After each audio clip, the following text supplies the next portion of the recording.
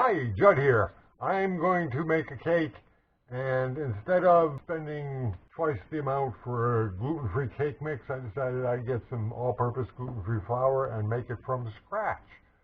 So I looked up on the internet. Here's the recipe I found, so that's what I'm going to be going by. Of course, I'm going to make my substitutes. Like for eggs, I'm using applesauce, and we'll see what else. So that's where we're going.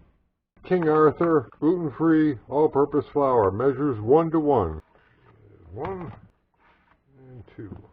3 1/2 teaspoons of baking powder. Okay, 1, 2, 3. Yeah, we'll say that's good enough. Close enough. 1 teaspoon of salt. 1 1/2 cups of white sugar. Oh, that's good. 1/2 cup of shortening. Where's my cribbed notes here? I'll go with shortening. 2/4.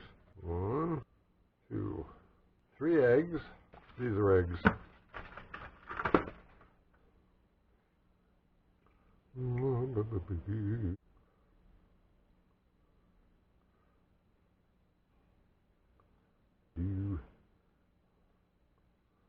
cup of milk. We're going to go with water on that. Vanilla extract. 1 teaspoon.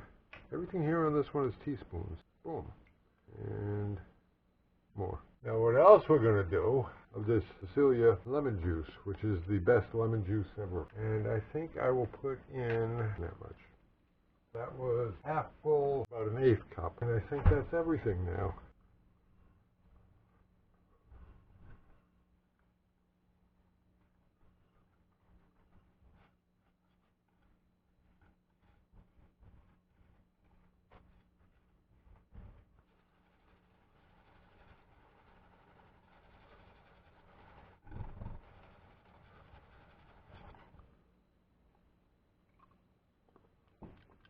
Oh, that's nice. That's nice. Okay.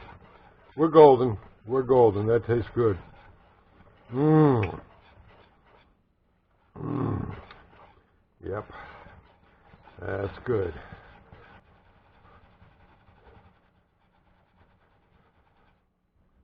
Okay.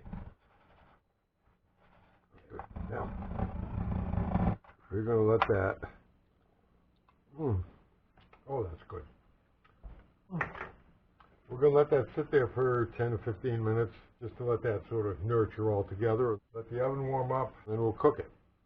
Meanwhile, there's one other thing I got to do. I got to take one of these cake pans and make it fit in there. So I've got to trim it down a little bit. One of the problems I was having with my other cakes is getting them to cook evenly, and they were rising too much. And I realized that's because I was using too small a pan. But I'm limited by my toaster oven, so we're going to make this one as big as I can get in there.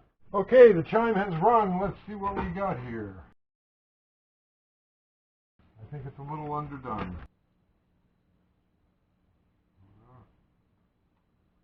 Back in there. Give it another 10 minutes. Got another ding. We'll pull her out. Boom. This is nice and crusty. Let's see what we got inside here. Okay. I think that's good. Ooh, man. I can taste the chocolate chip even though I didn't hit a chocolate chip. Okay, we'll let that cool out. We gotta let that cool out for a little bit. Okay, a few hours on. It's cool. Oh, it's solid too. Huh. Let's try a bit of this baby and see what we got here. Hear that? That's solid. Ooh, that's hard too. Wow. Remember the last one I did was mushy. It was almost like cookies. Cookie bar. Okay. Oh, look, see? Still mushy inside. Just what I didn't want. I don't know if you see that. There we go. See? The whole middle is mushy. Or something. I don't know. That's weird. The whole middle turned into like a gummy type of substance. I cooked it at 350. I don't even have a theory about what that is. Very tasty, very good. Nice chew to it. Different from anything.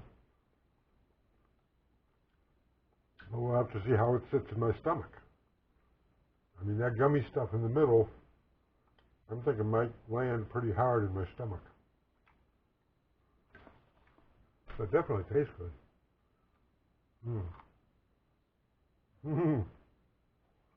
It has a crunchy crust. Curiouser and curiouser. Well, there you go. Happy day to you.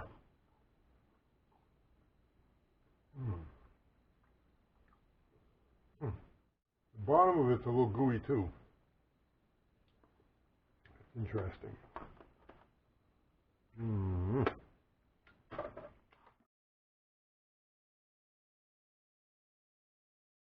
Hi, it's the morning after.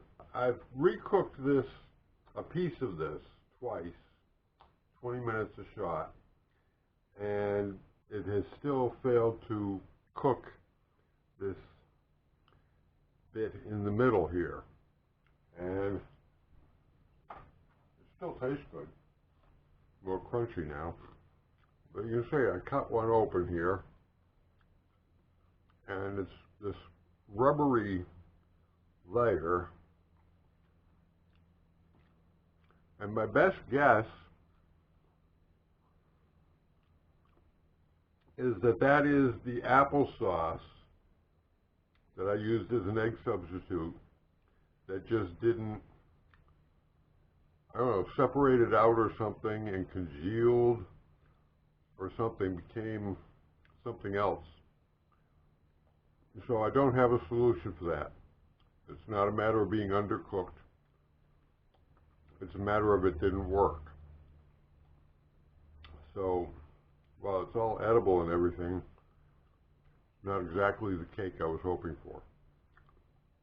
I just wanted to throw that in there. And I would not say this is a success. It still tastes good though. Very crunchy now. Happy day to you.